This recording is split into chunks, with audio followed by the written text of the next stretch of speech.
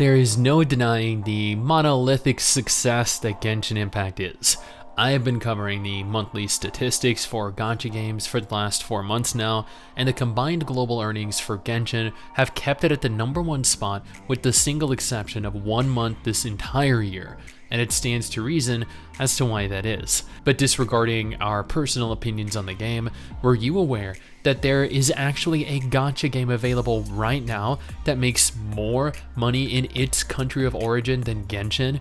I guarantee you did not, and this info left Genshin players unable to believe it, or rather, unable to accept it. Before we go any further, I just want to take a moment here to thank all of the absolute chads and chadettes that support this channel via Patreon. You're all freaking legends, seriously, each and every single one of you. I would offer to give each of you a kiss, but I suffer from severe intimacy issues. Additionally, if you want to stay up to date with all the latest MMO, gacha, and gaming news, take a second here to follow Mrs. Stix and I over on Twitter. We tweet daily. Genshin Impact makes roughly 90 to 100 million US dollars per month, with spikes upwards of 120 million and dips as low as 80 million depending on which husbando or waifu is in which banner currently.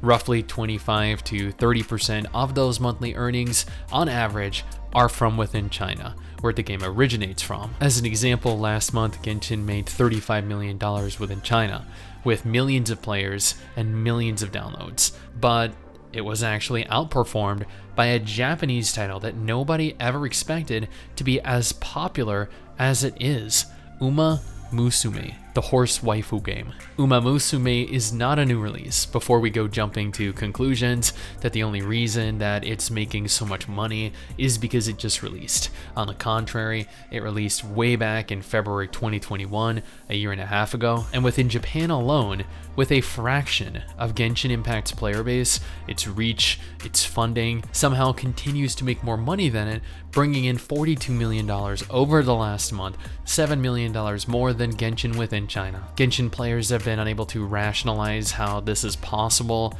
decrying the situation and subsequently the earnings as fake, claiming Genshin is one of the greatest gifts to mankind. There's absolutely no way it can be outperformed, let alone by a game that is in an entire different subgenre. Yet, these earnings continue to be proven real. In May 2022, Uma Musume made $43 million, where Genshin made $37 million within China and $33 million globally. These statistics are mirrored, not for every month, but a substantial number of them, which goes to show that regionally, Uma Musume is one of the most successful gacha games right now. Globally, I guess we're realistically gonna have to wait and see once they opt to release it outside of Japan. But suffice it to say, Genshin fans are gonna try to inhibit its success every step along the way, if what I've seen online is anything to go off of. Instead of being happy that the gacha scene is thriving, that there are plenty of high quality, successful gacha games to play, they need to take down any form of potential competition for whatever reason.